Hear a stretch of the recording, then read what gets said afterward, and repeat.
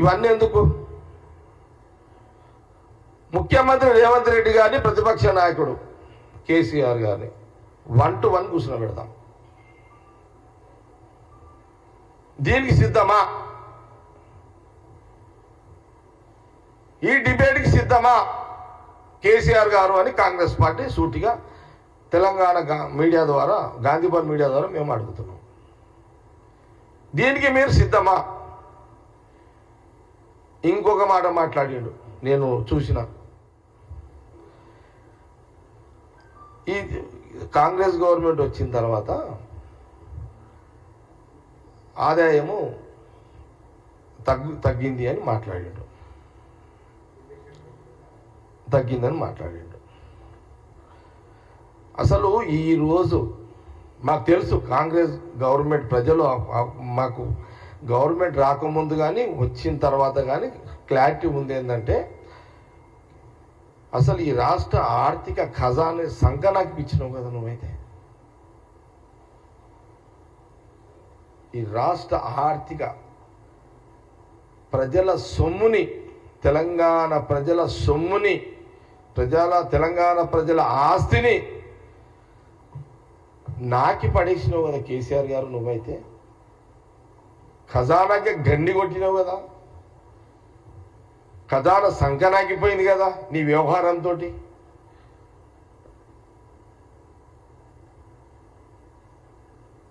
ఇది నిజమే కదా.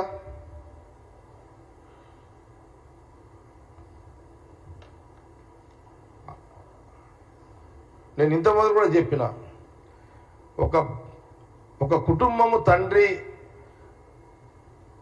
తల్లిదండ్రులు ఏ రకంగా పిల్లల భవిష్యత్తును దృష్టిలో పెట్టుకొని ఎట్లయితే ఆ సంసారాన్ని నడిపిస్తారో ఆ రకంగా కేసీఆర్ నడిపిలేడు. విచ్చలవిడిగా 10 సంవత్సరాలు ముఖ్యమంత్రిగా ఉండి ప్రజల సొమ్ముని, ప్రజల ఆస్తిని విచ్చలవిడిగా దాన్ని నాశనం చేసిండు, ఖర్చు పెట్టిండు. ఇది నిజము. ఈరోజు 7 లక్షల కోట్ల రూపాయలు 10 సంవత్సరాల కాలంలో 7 లక్షల కోట్ల రూపాయలు ఏ ప్రజలకు అందింది చెప్పండి. 7 లక్షల కోట్లలో రైతులకు ఎన్ని లక్షలు ఇచ్చిండో చెప్పండి. ఇది ప్రశ్న. 7 లక్షల కోట్లలో మీరు రైతులకు ఎన్ని లక్షల వాళ్ళకు ఆర్థికంగా మీరు సపోర్ట్ ఇచ్చిర్రు? నంబర్ 1. ఈరోజు 7 లక్షల కోట్లకు మిత్తి ఎంత కట్టాల్సి వస్తుంది తెలుసా?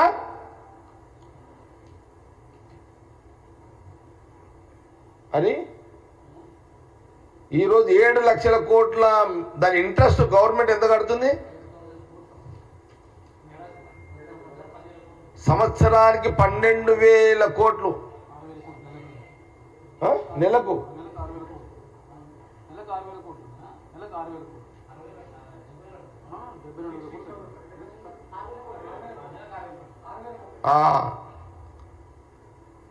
దానికి అంచనా వేయలేమిగా. 1000 కోట్లు ఇంట్రెస్ట్ కడుతుంది ఈరోజు. ఎవరు కట్టాలి? తెలంగాణ ప్రజల సొమ్ము. ఈరోజు ఆయన 7 లక్షల 10 ఏళ్ళలో 7 లక్షల అప్పు చేసిన దానికి ఇంట్రెస్ట్ వేల కోట్లు. నువ్వు నెలకు 5,000 కోట్లు వేసుకున్న సంవత్సరానికి ఎంత అవుతుంది? 60,000. సంవత్సరానికి అటో ఇటో 50-60 కోట్ల మిత్తి కట్టాల్సి వస్తుంది. 50-60 వేల మిత్తి కట్టాల్సి వస్తుంది. ఇంకోటి చెప్పాలా మీకు? ఇంకో సంగతి చెప్తే వింటా నేను. కాళేశ్వరము ప్రాజెక్ట్ ఉంది కదా, కరెంటు సప్లైకి ఎంత తెలుసా? సంవత్సరానికి బిల్లు ఎంత కట్టాలి తెలుసా మీకు? అదే ఐడియా ఉందా? కరెంట్ బిల్లులు ఎంత కాళేశ్వరం సంవత్సరానికి? కరెంటు బిల్లులు సంవత్సరానికి 2,400 కోట్లు కరెంటు బిల్లులు సంవత్సరానికి. అక్కడ కాళేశ్వరం ప్రాజెక్టు, ఎత్తిపోతల పథకానికి, కరెంటు బిల్లులు నేను చెప్పేది కొంత నాకున్న ఐడియా కాడికి చెప్తాను మీకు. నేను స్టడీ చేయలేదు, నాకు కొంత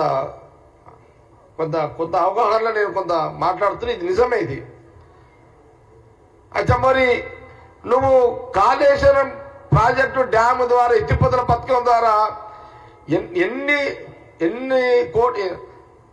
కోట్ల రైతులకు ఎంతమందికి నీరు పోతున్నది, దానివల్ల ఎంతమందికి బెనిఫిట్ జరుగుతున్నది?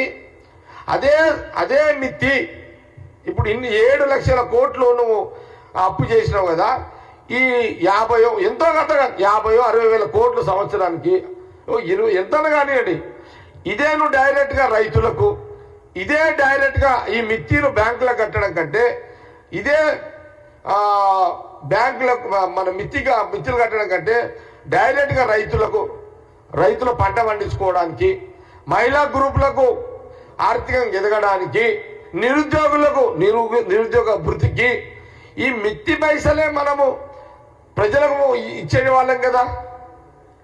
ఇప్పుడు ఈ మిత్తి వల్ల ఎవరు బాగుపడుతున్నారు? బ్యాంకులే కదా. ఈ జ్ఞానం లేని పరిపాలన కేసీఆర్ గారు చేయడము, ఇది తెలంగాణ ప్రజలు గమనించండి అని చెప్తున్నాం మేమంతే. ముఖ్యమంత్రి రేవంత్ రెడ్డి గారు దుబారా చేస్తలేరు. రేవంత్ రెడ్డి ముఖ్యమంత్రి గారు దుబారా చేస్తలేడు పైసలు. మా మంత్రులు దుబారా చేస్తలేరు. కాంగ్రెస్ గవర్నమెంట్ సంవత్సర కాలంలో ఎక్కడ కూడా డబ్బులు దుబారా చేస్తలేము, వేస్ట్ చేస్తలేము, ఖరాబ్ చేస్తలేము. మా దగ్గర గట్టిగా జవాబు ఉంది చెప్పడానికి. అరే 7 లక్షల కోట్లు నువ్వు అప్పు చేసి 40-50-60 వేల కోట్ల మిత్తిలు కట్టేటట్టు చేసి 4 కోట్ల మందిని ఆగమాగం చేసి 4 కోట్ల ప్రజలను రోడ్డు పాలు చేసి 4 కోట్ల తెలంగాణ ప్రజలను బజారు పాలు చేసి 4 కోట్ల ప్రజల యొక్క జీవితాలు బజారు పాలు చేసి బతుకు లేదు, భారం ఏంది ఇదే అపరిపాలన 10 ఏళ్ళు. రాహుల్ గాంధీ గారు, ఆ రోజు సోనియా గాంధీ గారు మా గవర్నమెంట్ వస్తే ముఖ్యమంత్రిని చేయండి, సరిదిద్దాలి ఇప్పుడు సంసారాన్ని.